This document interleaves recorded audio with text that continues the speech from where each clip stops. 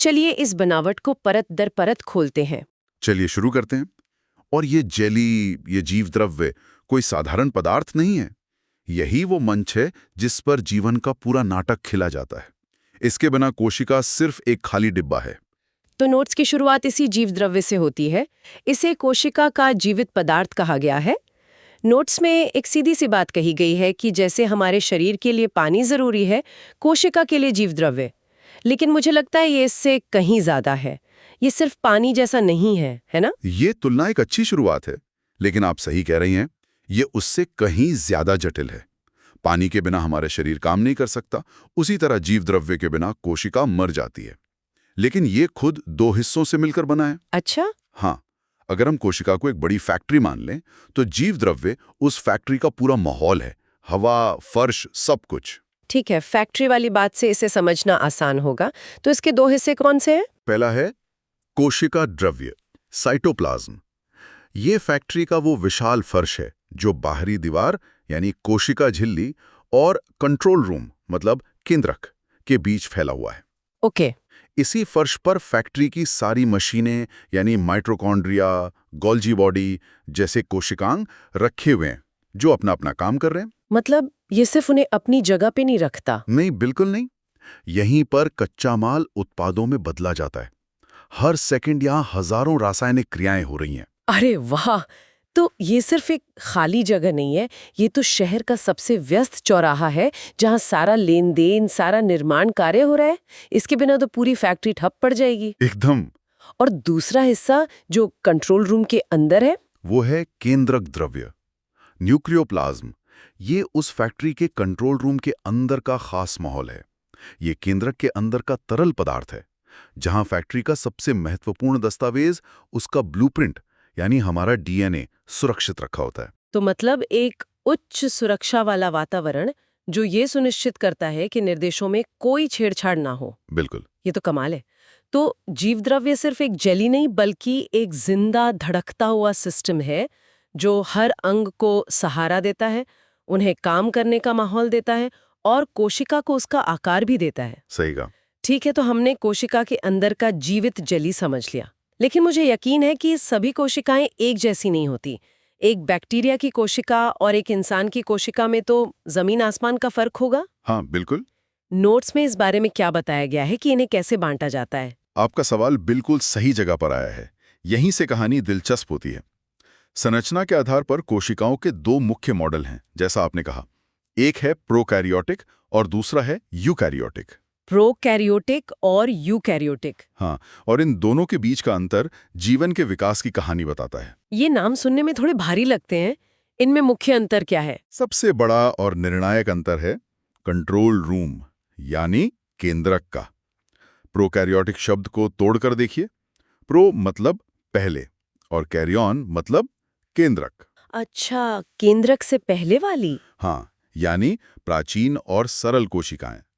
इनमें कोई व्यवस्थित झिल्ली से घिरा हुआ कंट्रोल रूम नहीं होता। मतलब फैक्ट्री का जो ब्लूप्रिंट यानी डीएनए है वो कंट्रोल रूम में बंद होने के बजाय फैक्ट्री के फर्श पर ही कहीं पड़ा हुआ है। एकदम सही। इसका डीएनए कोशिका द्रव्य में ही बिखरा रहता है, जिसे न्यूक्लियोइड कहते हैं। यह किसी ऐसे कमरे जैसा है जहां सारा कीमती सामान अलमारी में रखने के बजाय बस फर्श पर पड़ा हो। और इसका कोई उदाहरण? जीवाणु यानी बैक्टीरिया इसका सबसे अच्छा उदाहरण है।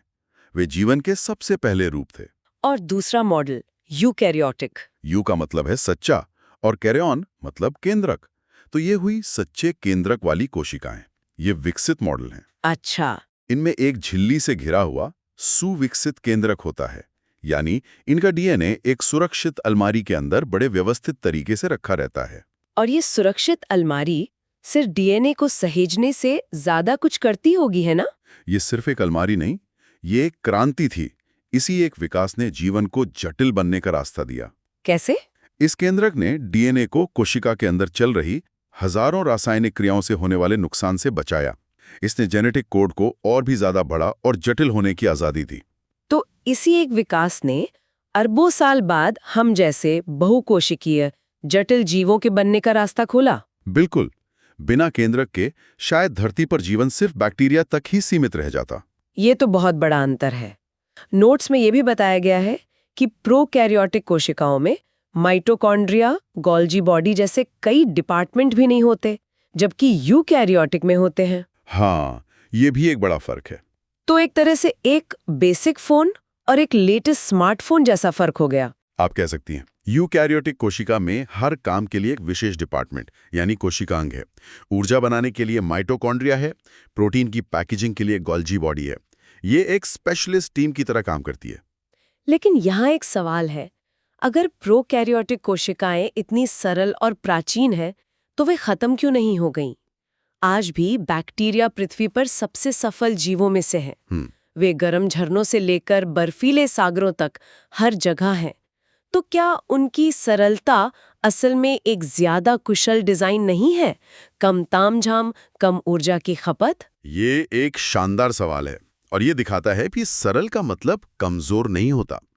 प्रोकैरियोटिक कोशिकाओं की सरलता ही उनकी सबसे बड़ी ताकत है। वो कैसे? उनमें कम मशीनरी है, इसलिए वे बहुत तेजी से विभाजित हो सकती हैं। कुछ बैक्टीरिया तो हर 20 मिनट में अपनी संख्या दुगनी कर लेते हैं। अरे वाह! हर 20 मिनट में? हाँ, ये तेजी उन्हें किसी भी माहौल में ढलने में मदद करती है।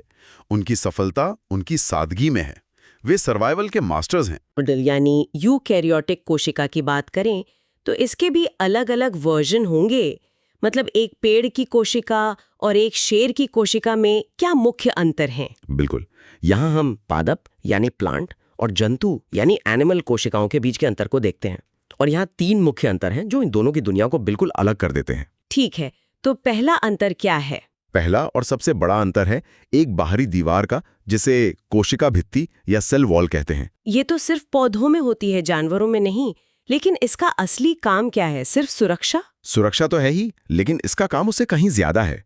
ये सेल्यूलोज से बनी एक कठोर दीवार है जो पौधे को उसका निश्चित आकार और मजबूती देती है। लेकिन ये सिर्फ एक दीवार नहीं है, ये एक प्रेशर वेसल की तरह काम करती है। Pressure vessel? वो कैसे? पानी जब कोशिका में भरता है तो ये अंदर से एक दबाव डालता है जिसे टर्गर प्रेशर कहते हैं। यही दबाव कोशिका भित्ति के साथ मिलकर पौधे की पत्तियों और तनों को मजबूत और खड़ा रखता है। अच्छा, तो जब हम किसी पौधे को पानी नहीं देते और वो मुरझा जाता है, तो आप असल में इसी टर्गर प्रेशर की कमी को देख रही होती हैं। ये तो बहुत दिलचस्प है। तो अगर जंतु कोशिकाओं के पास ये बाहरी दीवार नहीं है, तो फिर वो बिखर क्यों नहीं जाती?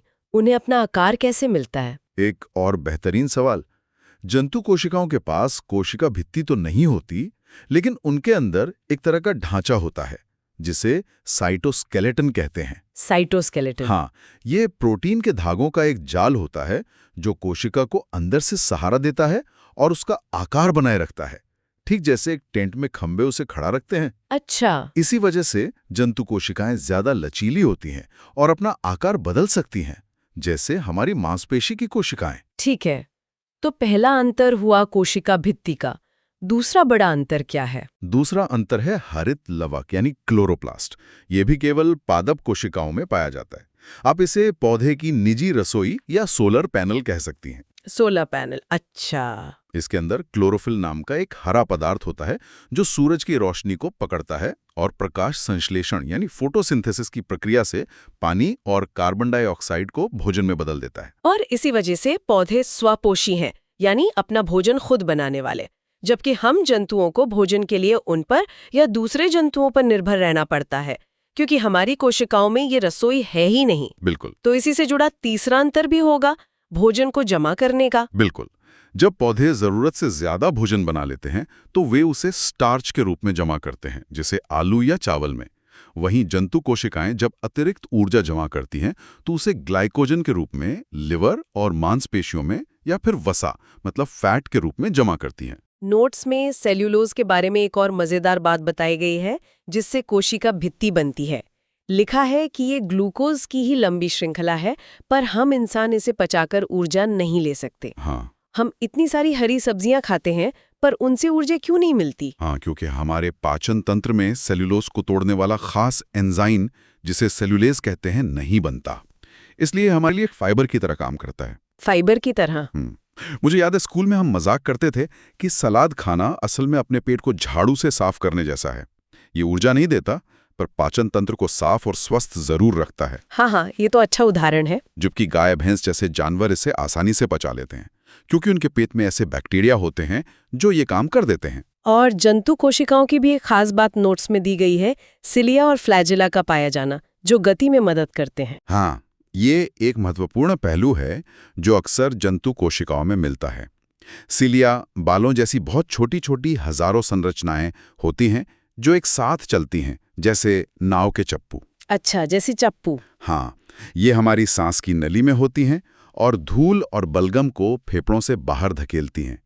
और फ्लैजेला एक लंबी पूंछ जैसी संरचना है जो पूरी कोशिका को तैराकी में मदद करती है। इसका सबसे प्रसिद्ध उदाहरण तो शुक्राणु यानी स्पर्म होगा। बिल्कुल, जो अपनी पूंछ की मदद से तैरकर अंडे तक पहुंचता है। ये संरचनाएं आमतौर पर पादप कोशिकाओं में नहीं मिलती, क्योंकि उन्हें एक जगह से दूसरी जगह जाने की जरूरत नहीं होती। सही बात है। तो इस पूरी चर्चा को समेटें तो हमने कोशिका बनाने की शुरुआत एक जीवित जेली यानी जीव द्रव्य से की, जो कोशिका का असली जीवन है। फिर हमने देखा कि इसके दो बेसिक मॉडल हैं।